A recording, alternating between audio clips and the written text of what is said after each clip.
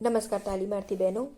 Course 2 ભારતીય શિક્ષણ દર્શન અને પ્રવર્તમાન ભારતીય સમાજ કે જેમાં આપણે એકમ 4 ભારતનું બંધારણ અને શિક્ષણ એ શરૂ કર્યું છે. એમાં આજે આપણે વાત કરવાના છીએ બંધારણમાં શિક્ષણ સંબંધી જોગવાઈઓ વિશે. ભારતીય બંધારણ કે જેમાં ભારતના નાગરિકને શિક્ષણનો અધિકાર એટલે કે રાઇટ ટુ એજ્યુકેશન એ આપવામાં આવ્યો છે અને એને લગતી કેટલીક જોગવાઈઓ એના વિશે આપણે જોવાના છીએ. એમાં પહેલું છે શિક્ષણનો સંયુક્ત યાદીમાં સમાવેશ. તો ભારતીય બંધારણની અંદર સત્તાની વહેંચણી કે જે 3 ભાગમાં કરવામાં આવી છે: સંઘ યાદી, રાજ્ય યાદી અને સંયુક્ત યાદી. આ પ્રશ્ન ખાસ તમારે યાદ રાખવાનો છે. 1 માર્ક્સના ક્વેશ્ચનની અંદર પણ પૂછાઈ શકે કે ભારતીય બંધારણમાં સત્તાની વહેંચણી કેટલા ભાગમાં કરવામાં આવી છે. તો સંઘ યાદી, રાજ્ય યાદી અને સંયુક્ત યાદી. જે સંઘ યાદી છે એમાં સામેલ જે વિષયો છે એના સંબંધી કાનૂન એ કેન્દ્ર સરકાર બનાવે છે અને રાજ્ય યાદીના જે વિષયો છે એની ઉપર રાજ્ય અને કેન્દ્ર સરકાર બંને કાયદા ઘડી શકે. પણ જ્યારે બંનેના કાયદાની અંદર વિરોધાભાસ આપણને જણાય ત્યારે કેન્દ્ર સરકારનો કાયદો છે એને અમલમાં મૂકવામાં આવે છે. બંધારણનું જે અમલમાં આવ્યું ત્યારથી 1976 સુધી શિક્ષણનો સમાવેશ એ રાજ્ય યાદીમાં કરવામાં આવતો હતો. એટલે કે શિક્ષણ સંબંધી જે કંઈ પણ નિર્ણય લેવામાં આવે, કાયદા ઘડવામાં આવે, તેનો અમલ એ રાજ્ય યાદીમાં રાજ્ય દ્વારા કરવામાં આવતો હતો.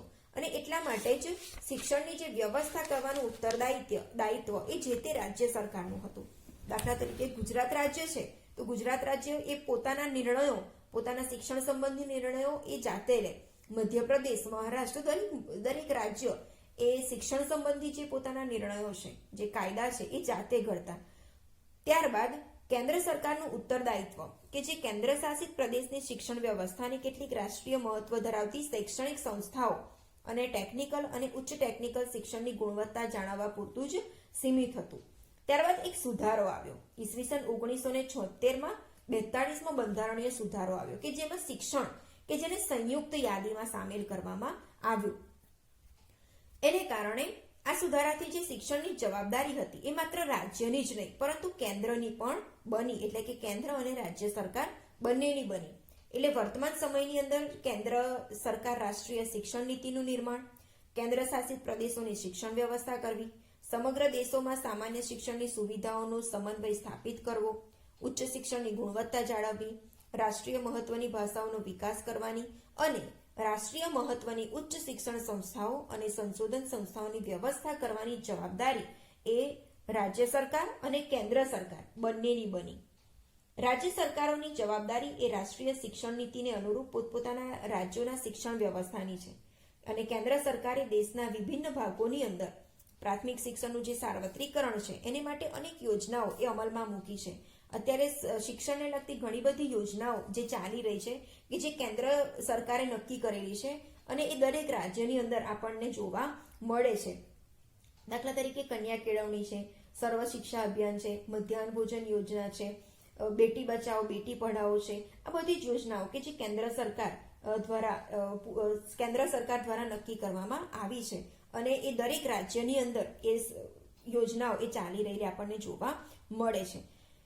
રાજ્ય સરકારને શિક્ષણ વ્યવસ્થા માટે આર્થિક સહાય એ કેન્દ્ર સરકાર પૂરી પાડે છે. રાજ્ય સરકારો શિક્ષણના સાર્વત્રિકરણના ધ્યેય માટે સતત પ્રયત્નશીલ રહ્યા છે અને રાજ્ય સ્તરે એમણે અનેક યોજનાઓ પણ ચલાવી છે. આપણે અગાઉ જોઈ ગયા તેમ શાળા પ્રવેશોત્સવ છે, કન્યા કેળવણી છે અને આવી ઘણી બધી યોજનાઓ કે જે અત્યારે રાજ્ય સરકાર એ ચલાવતી જોવા મળે છે. બીજો મુદ્દો છે જન્મથી 6 વર્ષના બાળકોની દેખભાળ અને શિક્ષણની વ્યવસ્થા. તો આર્ટિકલ 45ની અંદર એવી ઘોષણા કરવામાં આવી છે કે રાજ્ય બંધારણના અમલની શરૂઆતથી, રાજ્યનું બંધારણ જ્યારથી અમલમાં આવ્યું ત્યારથી 10 વર્ષના સમયગાળાની અંદર 14 વર્ષ સુધીના તમામ બાળકોને મફત અને ફરજિયાત શિક્ષણ આપવાની વ્યવસ્થા કરાશે. પરંતુ 2002ની અંદર 86મો સુધારો આવ્યો અને એમાં શું ફેરફાર કરવામાં આવ્યો? તો રાજ્ય કે જેણે 0 થી 6 વર્ષના બાળકોની દેખભાળ અને તેમના શિક્ષણની વ્યવસ્થા કરવાની જવાબદારી કોની રહેશે? તો રાજ્યની રહેશે. એટલે અત્યારે આપણે જાણીએ છીએ કે જન્મેલા બાળકો માટે પણ રાજ્ય સરકાર એ ઘણી એવી યોજનાઓ દ્વારા એમને મદદ કરતા હોય છે. એમની માતાઓને પણ એ રીતના મદદ કરતા આપણને જોવા મળે છે. એટલે કે જે 2002ની અંદર જે સુધારો આવ્યો તેમાં માત્ર 14 વર્ષ સુધીના તમામ બાળકોની જ વાત નહીં, પરંતુ 0 થી 6 વર્ષના બાળકોની દેખભાળ અને એમના શિક્ષણની જવાબદારી અને એમની વ્યવસ્થા એ રાજ્ય સરકારની રહેશે એવું કાયદો ઘડવામાં આવ્યો છે. ત્રીજો મુદ્દો છે 6 થી 14 વર્ષના બાળકો માટે મફત અને ફરજિયાત શિક્ષણ. તો સાર્વત્રિકરણ અને ગુણવત્તાયુક્ત શિક્ષણ એ વિદ્યાર્થીઓને પ્રાપ્ત થાય એની માટે શિક્ષણનો જે અધિકાર છે એનો કાયદો ઘડવામાં આવ્યો. અને આ કાયદો કે જે એપ્રિલ 2010ની અંદર એનું અમલીકૃત કરવામાં આવ્યું. અને આર્ટિકલ 21 ની અંદર એવું જણાવવામાં આવ્યું કે તમામ 6 થી 14 વર્ષના બાળકોને પ્રાથમિક શિક્ષણ એ મફત અને ફરજિયાત આપવાની જવાબદારી એ સરકારની રહેશે. અને બાળકો કે જેમને શિક્ષણ મેળવવાનો અધિકાર એ પણ આપવામાં આવ્યો છે. ચોથો મુદ્દો છે શૈક્ષણિક સંસ્થાઓમાં પ્રવેશ માટે સમાન અધિકાર. તો ભારતીય બંધારણનો આર્ટિકલ છે 29(2) કે જેની અંદર રાજ્ય સંચાલિત અને રાજ્યની સહાયથી ચાલતી શૈક્ષણિક સંસ્થાઓ, જેને રાજ્ય મદદ કરે છે તેવી સંસ્થા અને રાજ્ય સંચાલિત જે રાજ્ય ચલાવે છે તેવી સંસ્થાઓ, આ બંને શૈક્ષણિક સંસ્થાઓમાં કોઈ પણ વ્યક્તિને ધર્મ, જાતિ, જ્ઞાતિ કે ભાષાના આધારે પ્રવેશથી વંચિત રાખી શકાશે ને એવી જોગવાઈ કરવામાં આવી છે. એટલે કે એવી સંસ્થાઓ કે જેને આપણે પ્યોર ગવર્મેન્ટ સરકારી કહીએ છીએ અને અર્ધ સરકારી કહીએ છીએ, ગ્રાન્ટેડ કહીએ છીએ, એવી બંને સંસ્થાઓ કે જે સરકાર દ્વારા ચાલે છે અને અર્ધ સરકારી કે જેમાં અમુક ટકા સહાય એમને સરકાર પૂરી પાડે છે. તો એવી બંને જગ્યાઓએ એવી બંને શૈક્ષણિક સંસ્થાઓમાં કોઈ પણ વ્યક્તિને તમે ધર્મ, જાતિ, જ્ઞાતિ કે ભાષાના આધારે એને તમે પ્રવેશથી વંચિત રાખી શકો નહીં એવો કાયદો ઘડવામાં આવ્યો છે. પાંચમો મુદ્દો છે સ્ત્રી શિક્ષણ સંબંધી જોગવાઈ. આર્ટિકલ 15 અને 3 ની અંદર રાજ્ય એ નાગરિકોને જાતીયતાના આધારે ભેદભાવ નહીં કરે અને જરૂર જણાય તો સ્ત્રીઓના તેમજ બાળકોના ઉત્કર્ષ માટે રાજ્ય એક ખાસ જોગવાઈ કરી શકશે એવી આર્ટિકલની અંદર એવી ઘોષણા કરવામાં આવી છે. અને ખાસ કરીને જે તે રાજ્ય એ પોતાના રાજ્યની સ્ત્રીઓના ઉત્તેજન માટે વિશિષ્ટ કાર્યક્રમો સ્વતંત્ર રીતે યોજી શકે એવી પણ એમને છૂટ આપવામાં આવી છે. અને એને કારણે જ પ્રાથમિક કક્ષાએ બાળકો દીકરીઓ માટે કન્યા કેળવણી રથયાત્રા અને શાળા પ્રવેશોત્સવ તેમજ કન્યા નિઃશુલ્ક શિક્ષણને નિઃશુલ્ક બનાવવામાં આવ્યું છે કે જેમાં છોકરીઓ જે છે, દીકરીઓ છે, એમને એ નિઃશુલ્ક એટલે કે મફત શિક્ષણ પ્રાપ્ત કરી શકે. એના કારણે શાળાની અંદર એમને ગણવેશ પણ મફત આપવામાં આવે છે, પાઠ્યપુસ્તક પણ એમને મફત આપવામાં આવે છે અને સાથે સાથે એમને શિષ્યવૃત્તિની પણ વ્યવસ્થા કરી આપવામાં આવે છે. છઠ્ઠો મુદ્દો છે સમાજના નબળા વર્ગ, અનુસૂચિત જાતિ અને અનુસૂચિત જનજાતિના બાળકો માટે શિક્ષણની જોગવાઈ. આર્ટિકલ 17 ની અંદર એવું જણાવવામાં આવ્યું છે કે અસ્પૃશ્યતા એટલે કે છૂઆછૂત ને લગતી તમામ બાબતો એ પ્રતિબંધિત છે તેમજ તેના માટે દંડનીય જોગવાઈ કાયદામાં કરવામાં આવેલી છે. શાળાની અંદર તમે કોઈ પણ વ્યક્તિની સાથે છૂઆછૂત, અસ્પૃશ્યતા કે છૂઆછૂતને લગતી બાબતો એની સાથે કરી શકાય નહીં કે જે તે વ્યક્તિને એની ધર્મ, એની કોમ, એની જાતિ, એની નાત સાથે તમે એને એ પ્રમાણે એની સાથે વર્તન કરી શકો નહીં, કારણ કે એને લગતા દંડનીય જોગવાઈ એ કાયદાની અંદર કરવામાં આવી છે. એટલે કોઈ પણ વિદ્યાર્થી કે જે સમાજના નબળા વર્ગો તરીકે જે જાણીતા છે એવા અનુસૂચિત જાતિ, અનુસૂચિત જનજાતિ એવા કોઈ પણ વિદ્યાર્થીઓ શૈક્ષણિક રીતે કે આર્થિક રીતે પછાત ન રહી જાય એને માટે રાજ્ય સરકારે ખાસ જોગવાઈઓ કરી છે. અને એને કારણે સરકારી શાળાની અંદર તમામ બાળકોને મફત પાઠ્યપુસ્તક આપવામાં આવે છે, ગણવેશ આપવામાં આવે છે અને ખાસ કરીને એમના માટે શિષ્યવૃત્તિની પણ જોગવાઈ કરવામાં આવી છે. કારણ કે નાણાંની અછતને લઈને કોઈ પણ વિદ્યાર્થીએ શિક્ષણથી વંચિત ન રહી જાય એને માટે ખાસ આવા કાયદા ઘડવામાં આવ્યા છે. સાતમો મુદ્દો છે લઘુમતી માટે શિક્ષણની જોગવાઈ.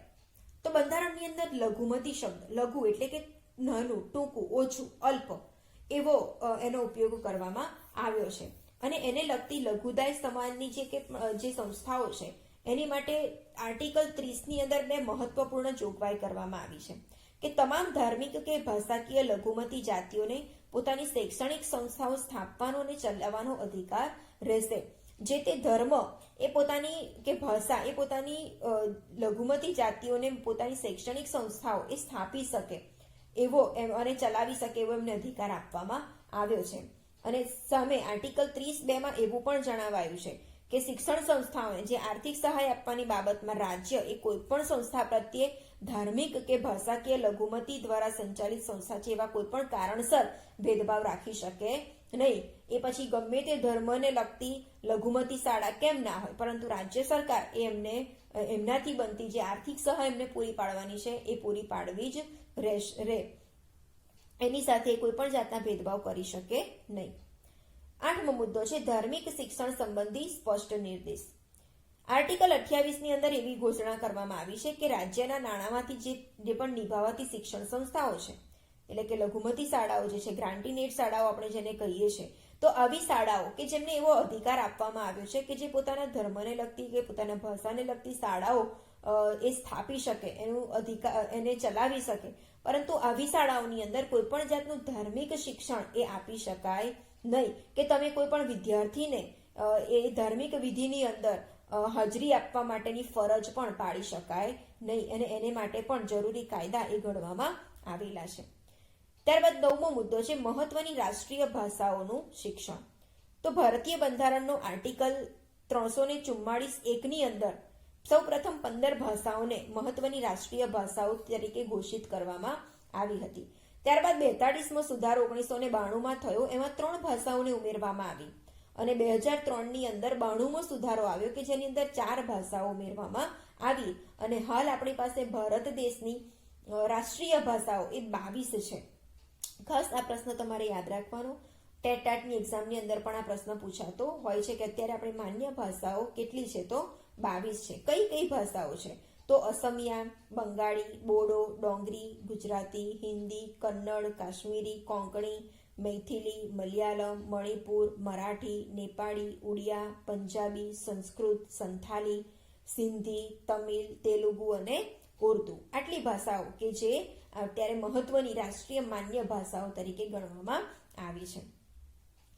ત્યારબાદ 10મો મુદ્દો છે રાષ્ટ્રભાષા એ હિન્દી માટેની જોગવાઈ. આર્ટિકલ 343માં હિન્દીને સંઘની રાજભાષા ઘોષિત કરવામાં આવી છે, કારણ કે હિન્દી ભાષા જ માત્ર એવી છે કે એ આપણા ભારત દેશના કોઈ પણ રાજ્યની અંદર તમે જાઓ તો એ દરેક વ્યક્તિ એ હિન્દી ભાષા તો જાણતી જ હોય છે. કદાચ આપણે કન્નડ ન જાણીએ, તામિલ ભાષા ન જાણીએ, મલયાલમ ન જાણીએ, પરંતુ એ વ્યક્તિઓ એ હિન્દી ભાષા એ ચોક્કસ જાણતી હોય છે, અને એને કારણે જ જે વ્યવહારુ બાબતો જે છે એ સરળ બને, એને કારણે જ હિન્દી ભાષા કે જેને સંઘની કેન્દ્રની રાજ્ય ભાષા તરીકે ઘોષિત કરવામાં આવી છે, અને એટલે આપણે સૌ જાણીએ છીએ કે હિન્દી આપણી રાષ્ટ્રીય ભાષા છે. અને સંઘ સરકારના જે પત્ર વ્યવહાર છે એનું માધ્યમ પણ હિન્દી તરીકે સ્વીકારવામાં આવેલું છે. એટલે કે જે કંઈ પણ પત્ર વ્યવહાર થાય છે એ દરેક બાબતો એ હિન્દી ભાષામાં રજૂ કરવામાં આવે છે, અને એટલે જ હિન્દી ભાષા કે જેને રાષ્ટ્રભાષા તરીકેની જોગવાઈ કરવામાં આવી છે. ત્યારબાદ 11મો મુદ્દો છે માતૃભાષામાં શિક્ષણ. તો આર્ટિકલ 350 અને કમાં એવું જણાવવામાં આવ્યું છે કે વિદ્યાર્થી એનું પ્રાથમિક શાળા એ વિદ્યાર્થીને કે બાળકને પોતાની માતૃભાષામાં શિક્ષણ મળી રહે એની માટેની વ્યવસ્થા એ રાજ્ય સરકારે એને પૂરી પાડવાની છે, અને એને માટેનો આગળનો કાયદો એ પણ આપણને લાગુ પડે કે 6 થી 14 વર્ષનું બાળકને મફત અને ફરજિયાત શિક્ષણ, કે કોઈ પણ બાળક એ શિક્ષણથી વંચિત ન રહી જાય એની માટે જે સરકારી શાળાઓ સ્થાપવામાં આવી છે, અને એ શાળાઓની અંદર પણ વિદ્યાર્થીઓને આપણે પ્રવેશ આપી અને પોતાનું શિક્ષણ એ માતૃભાષામાં પ્રાપ્ત કરી શકે એની માટેની વ્યવસ્થા એ રાજ્ય સરકારે પૂરી પાડવાની છે. છેલ્લો મુદ્દો છે માતા પિતા કે વાલીની જવાબદારી. ભારતીય બંધારણનો સુધારા 2002 ની અંદર ભારતીય નાગરિકોને વાલી તરીકે બાળકોના શિક્ષણની જવાબદારી નક્કી કરવામાં આવી છે. એટલે કે બાળકો માટેની જવાબદારી એ માત્ર બાળકની પોતાની કે શિક્ષકની જ રહેતી નથી, પરંતુ વાલીની પણ એટલી જ જવાબદારી બને છે, અને એવું 2002ના સુધારાની અંદર દર્શાવવામાં આવ્યું છે. એમની પણ કેટલીક જવાબદારી રહેલી છે.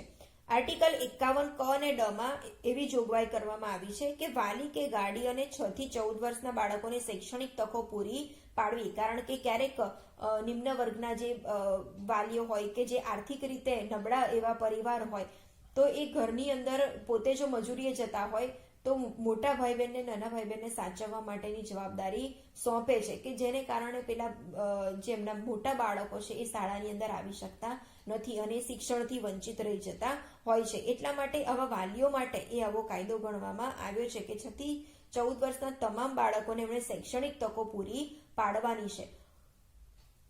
અને ભારતની અંદર જે શિક્ષણનો અધિકાર છે અને એ અધિકાર એ દરેકને પ્રાપ્ત થાય અને ખાસ શિક્ષણનું સાર્વત્રિકરણ થાય અને ગુણવત્તાયુક્ત શિક્ષણ એ દરેકને પ્રાપ્ત થાય એવા હેતુઓ એ શિક્ષક દ્વારા ત્યાં સિદ્ધ કરવાના છે. તો આ સાથે અહીંયા આપણો આ મુદ્દો એ પૂર્ણ થાય છે કે બંધારણની અંદર શિક્ષણ સંબંધી જોગવાઈઓ કઈ કઈ છે. તો તમારે સ્વાધ્યાય કાર્યની અંદર ટૂંકનોંધના સ્વરૂપમાં લખવાનું છે બંધારણમાં શિક્ષણ સંબંધી જોગવાઈઓ. Thank you.